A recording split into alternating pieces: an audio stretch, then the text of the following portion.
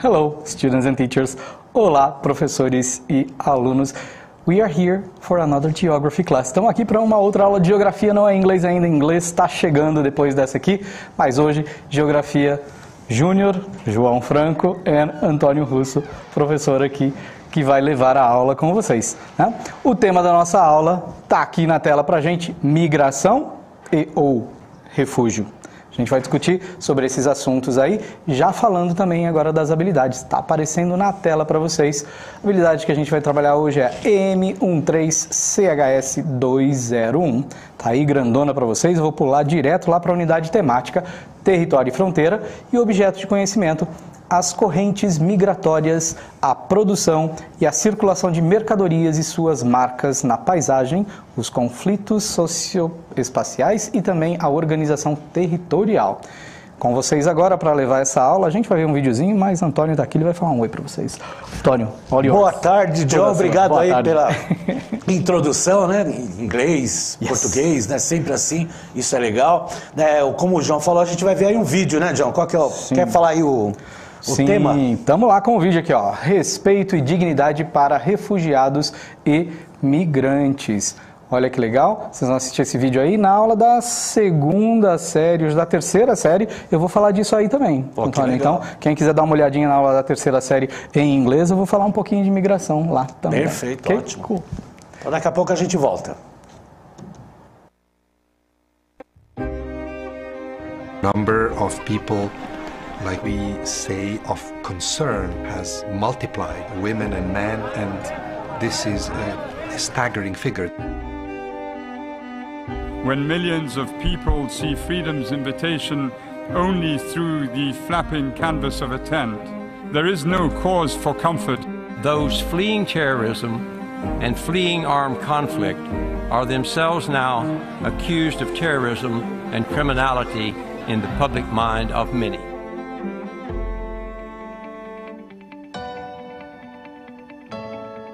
Let us tell a different story.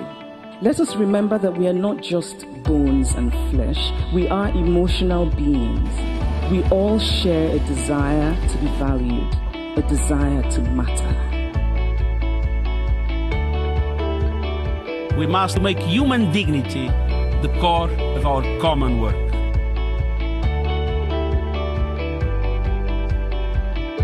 Our duty to the peoples we serve is to work together to move from fear of each other to trust in each other. Diversity in all its forms is a tremendous asset, not a threat.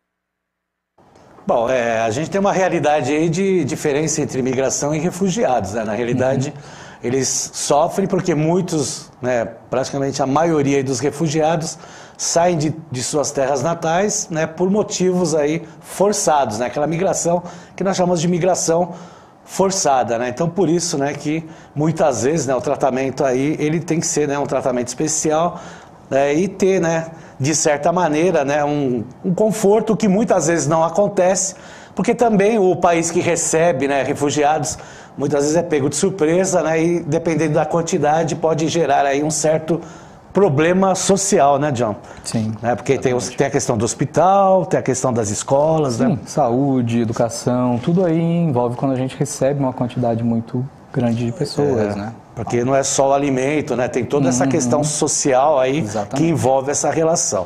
Né? Como a gente fala aí dessa questão aí de imigração, de refugiados, eu fiz aí uma tabelinha aí mostrando aí os processos migratórios, tá? Tipos de migração que nós temos aí. Então nós temos migrações que ela tem, né, através do espaço, né? Internas e externas, né? Que elas são divididas internas como laboral, quando fala laboral é trabalho. Êxodo rural, êxodo urbano, e as externas aí que podem ser intercontinental ou intracontinental.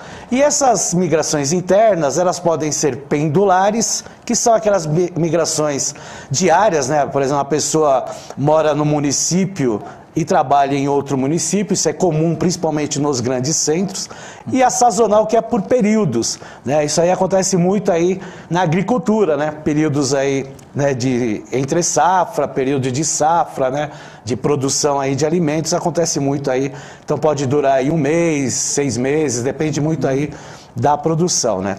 Nós temos aí também a questão aí da externas, que pode ser a emigração e a imigração. A emigração é quando as pessoas saem do seu local, né? E a imigração é quando eles vêm para o local. Então, uma pessoa que sai do Brasil e vai para a Inglaterra, para nós aquele é um emigrante, né? Ele está saindo do Brasil.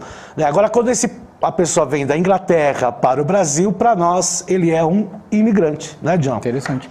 A gente pode relacionar com os termos em inglês, né? Exit, também começa com a letra E, de saída. And inside, que começa com a letra I, de chegada. Então, uma boa dica aí para vestibular. É um jeito aí para vestibular, para quem, né, quer associar as duas aí. Interessante. Então, muito bom. Isso aí não. Aí, ó, aula interdisciplinar, sempre. Perfeito.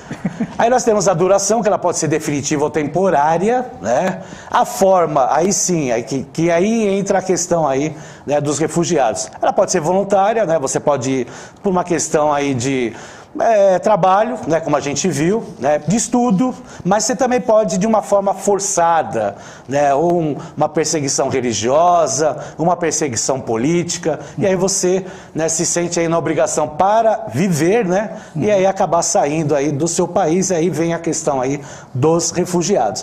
E aí existe um controle, né, ela pode ser documentada, ela pode ser autorizada pelo governo que recebe, né, esse imigrante, ou ela pode ser não documentada, ou seja, clandestinamente a pessoa acaba entrando, né, e acaba, né, ficando um imigrante que nós chamamos aí de um imigrante ilegal, né, porque ele não tem a documentação e não tem autorização daquele governo de ficar, né. Logicamente os refugiados eles entram autorizados pelo governo, né, para eles terem, né, a sua garantia de vida, né. Isso aí está até nos direitos humanos aí retratado pela Organização das Nações Unidas, tá certo? Como nós falamos aí desses migrantes regulares, migrantes irregulares, vamos ver o que são, né, eles aí oficialmente aí, de acordo com a ONU, né?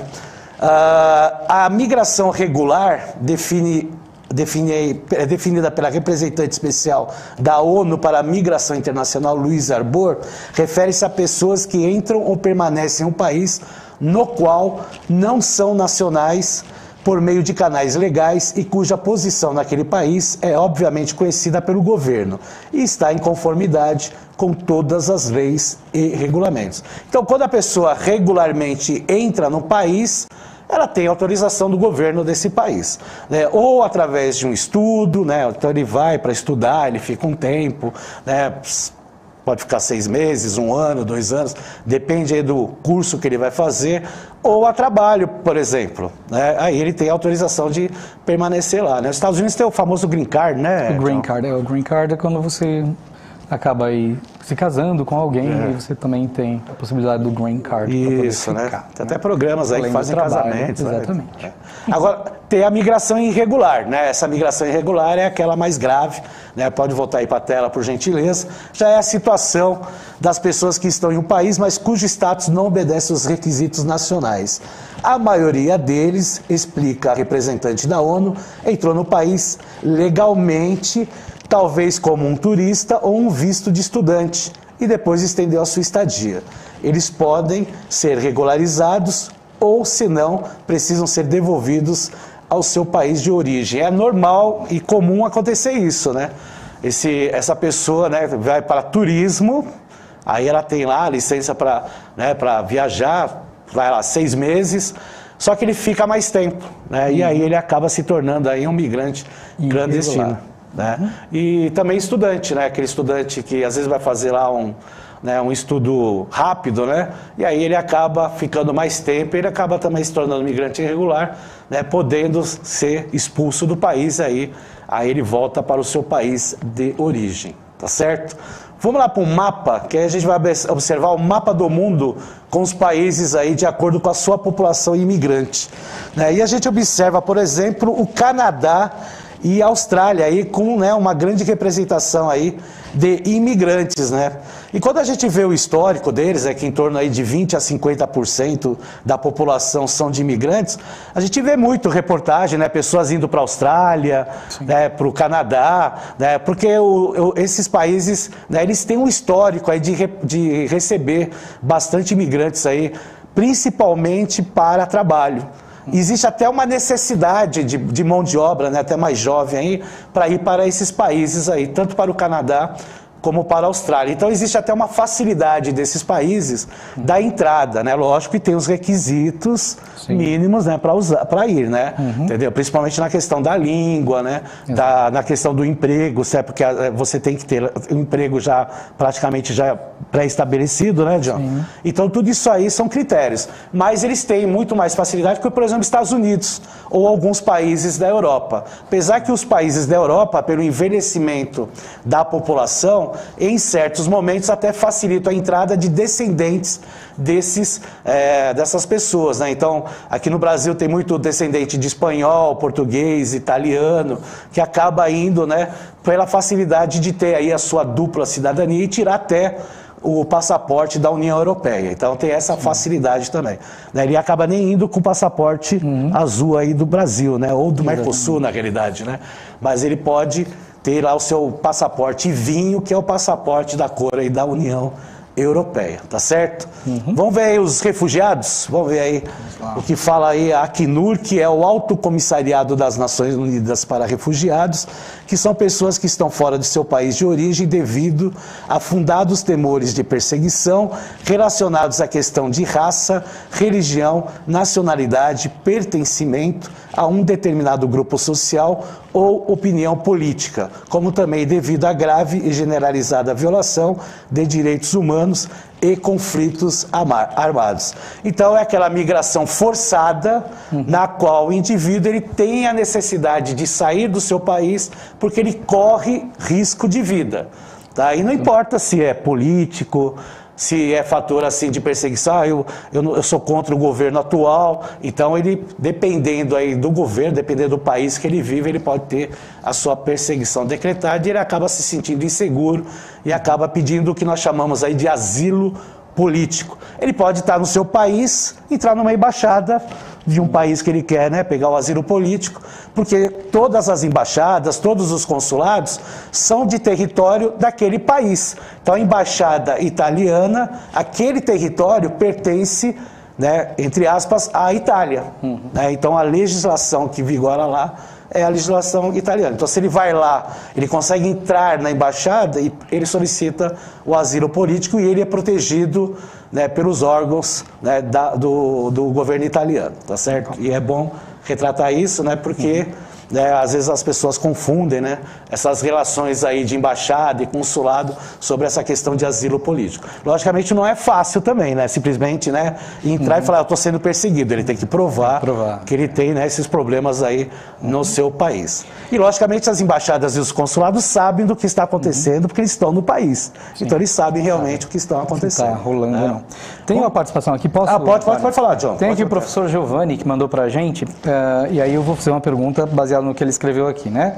Ele falou aqui da imigração pelas intempéries da natureza, como seca, enchente, terremoto. Isso. Ela entraria nessa migração forçada também? Quer dizer, a pessoa tem que ser...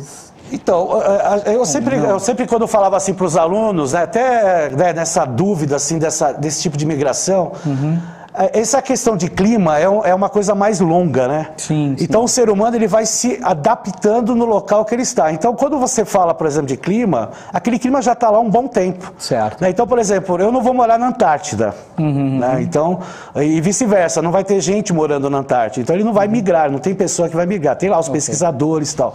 Mas a gente sabe, por exemplo, que tem pessoas que moram no Ártico. Né? Por exemplo, tem o Canadá que tem um território na região lá do Ártico, tem a Noruega, a Finlândia. Certo. Então essas pessoas elas estão habituadas.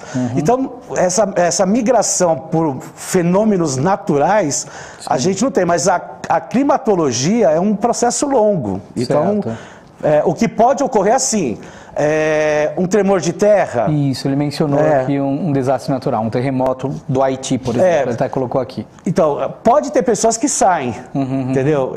Mas não viram uma razão de, por exemplo, ele sair do Haiti e ser, né, um refugiado. Entendi. Na realidade, ele acaba tendo o quê? É o processo inverso. Preferencialmente, e a ONU até diz isso, se faz uma ajuda econômica para esses países. Por isso que vem... Teve até o caso do Haiti, né, em 2010, que até algumas pessoas que saíram aqui do Brasil acabaram morrendo, porque houve outro tremor, né, desabou uma casa e alguns brasileiros aqui morreram. Então tem essa questão, mas pode ter sim. Mas ele é diferente, ele não é considerado assim um refugiado. Né, ele é uma ajuda humanitária que se faz para o país que sofre essas consequências naturais, né? É mais nesse sentido aí. Vamos lá para o mapa de imigração. Então tá lá, o mapa de imigração que a gente tem, né? A gente vê os países que acabam recebendo mais imigrantes. De novo aparece lá a Austrália e o Canadá com uma porcentagem maior em relação à sua população. E tem os países que estão mais lá em vermelho, né, quanto mais escuro, né, maior, né, aquela questão de não ir para esses países. Né? Então temos vários países aí na região asiática, vários países no continente africano, por diversas razões. Né? A gente tem aí pessoas que saem, por exemplo, do continente africano pela extrema pobreza. Né? Vai falar que lá é extremamente quente? Não, é extremamente, né, a questão da pobreza. Então muitas pessoas acabam saindo do continente africano, saem até de países da África subsaariana, que fica na região mais ao sul do continente africano, caminham até o norte, que é a divisa com o mar Mediterrâneo, que faz a divisa da África, né, do norte da África com a Europa, né, e tentam de qualquer maneira ir para os países da Europa, principalmente os que estão lá margeando, né, o Mediterrâneo, como a Itália, a Península Ibérica, que tem lá o Estreito de Gibraltar, que praticamente une, né, a Europa com a África, né, que aí tem a Península Ibérica, Espanha e Portugal. A Grécia também está lá próximo. Então esses países acabam recebendo muito, né, o contingente aí de pessoas que vêm da África por razões, né, de perseguições políticas, problemas econômicos, problemas de pobreza, de fome. É mais nessa proporção aí dos refugiados. Certo, John? Quer falar? Tem mais alguma questão aí? Não, por enquanto você conseguiu realmente elucidar aqui a minha dúvida também, né? Eu só fiz uma pergunta baseada no que o professor Giovanni aqui mandou pra gente. Agora, professor Giovanni, a gente sabe, né, como professores de geografia, que o aquecimento global, né, ele tá aí, né, e muitas vezes, né, o clima aí vai alterando muito rapidamente, né? Mas o clima, a gente sabe que ele tem um tempo mais longo do que, por exemplo, o tempo, né? Tempo frio, tempo, né, que ele vai mudando, né, no mesmo dia. Tá aqui o exemplo, né, John? São Paulo a gente tem todas as 4 estações no mesmo dia. Só falta nevar. Então, vamos lá para a atividade? Vamos lá para a atividade. Então, tá aí na tela para vocês essa perguntinha. Observando o gráfico, qual povo imigrante veio em maior quantidade no período entre 1950 e 1954 para o Brasil?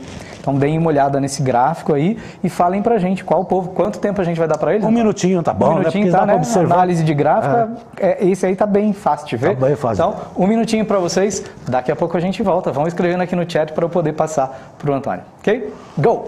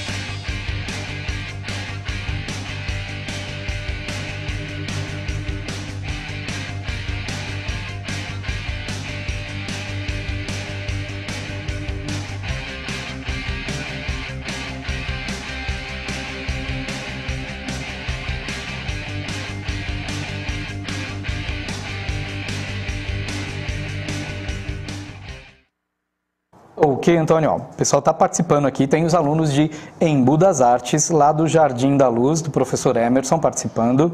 Também aqui os alunos da professora Priscila, os alunos Ellen, Luciele, Matheus, Raíssa, Gustavo, mandaram para a gente os portugueses. Aí veio para a gente da Pro Maria também, Maria Solange, portugueses. Temos aqui o Rafael, aluno da Pro Cláudia, foram os portugueses e assim por diante. Isso, né? Porque olha lá o gráfico, né? A gente vai observar o gráfico novamente, né? Então, 1950 e 1954 está sendo representado pela cor laranja.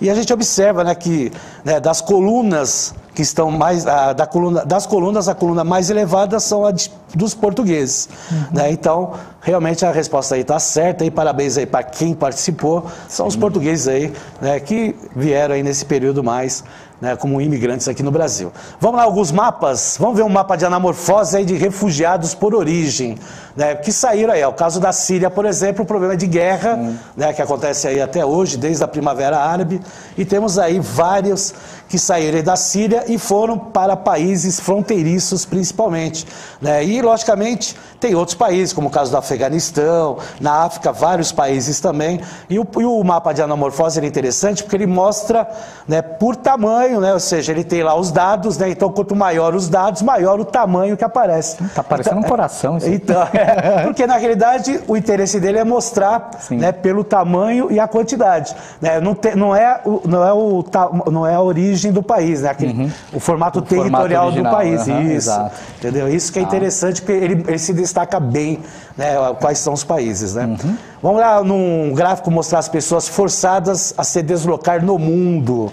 Então nós temos aí refugiados que estão lá sobre o mandato da Acnur, que está no azulzinho mais escuro, né?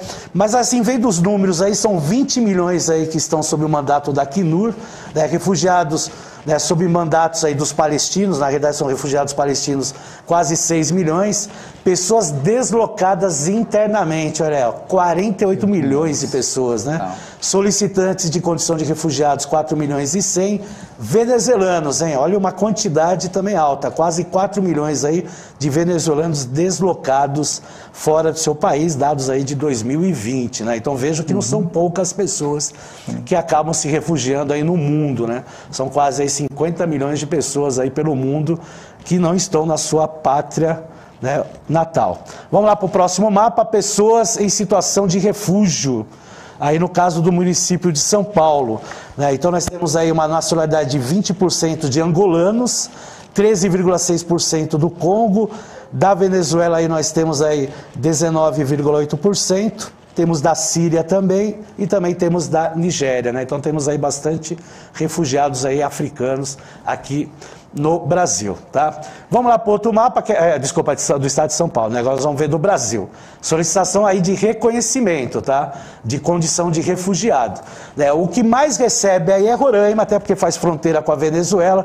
63% da solicitação de reconhecimento foi para o estado de Roraima, né? No estado de São Paulo tivemos aí a solicitação, isso em 2018, de 12%, tá certo? Então é isso aí. Aí eu trouxe para vocês, né, isso aí é do Google Earth, né, isso aí que é legal, né, que é uma dinâmica que se tem. Vocês vão entrar no link que vai ter aí no repositório, e aí vocês vão poder trabalhar aqui, né? Então vocês vão observar que eu vou clicar aqui na parte da setinha e ela vai se movimentar. E ela vai mostrar alguns pontos e algumas épocas, né? Isso aí é bom trabalhar também com história. Olha, refugiados da Segunda Guerra Mundial. E aí ele faz aí um textinho que dá para ser trabalhado com o aluno. Os alunos têm reportagem, né? Ele mostra o local atual, né? Que é aí do Porto de Hamburgo. Então isso que é legal, ele vai mostrando imagens e ele vai se deslocando aí, ó. Disputas pela terra entre Israel e Palestina, né? Então ele vai ir para essa região, tá vendo lá, ó? E ele faz também um histórico, tem reportagem, é só clicar no mais informações, tá? Aí nós vamos para um outro, refugiados vietnamitas em barcos, E aí ele mostra a localização, ele fala do histórico, ele dá reportagem. Então dá para fazer aí um trabalho legal com os alunos e um trabalho, né, John? Interdisciplinar aí, ó. Perfeito. Aí, ó. E você pode trocar também, se você quiser trabalhar em inglês, você pode trocar a língua para inglês e você consegue ver toda essa informação em inglês também, o que é muito legal. Isso é legal mesmo, né? Então tá aí, ó, os afegãos fogem dos invasores. Aí nós temos também aqui, ó, vamos lá para um outro, trabalhadores imigrantes na China, né? Tem diversos assuntos aí que vocês acabam vendo. Aqui tem 9, né, localizações, né, de diversas partes do mundo, né? E é interessante aí, tá sempre colocando, né, um trabalho diferenciado aí para os alunos. E a animação também é fantástica. É fantástico, né? É do Google, né? E são, né, um trabalho bem legal aí que nós achamos aí. Né, o John já fez também um trabalho com o Google, né, John, em inglês. Sim. Vou usar na aula da 2ª série hoje. Então, legal. Bom, infelizmente aí a aula acabou, entra aí no Saiba Mais, né, print a tela aí, vamos lá para o Saiba Mais. Tchum, aí tem lá, conheça mais informações no site Refúgios em Números, 4ª edição, tá aí o link, entre aí, faça um trabalho legal sobre os refugiados. Obrigado aí, John, pela participação novamente, pela parceria. Isso aí. Pessoal, valeu aí pela participação no chat, até a próxima, um forte abraço. Semana que vem a gente tá de volta. Bye.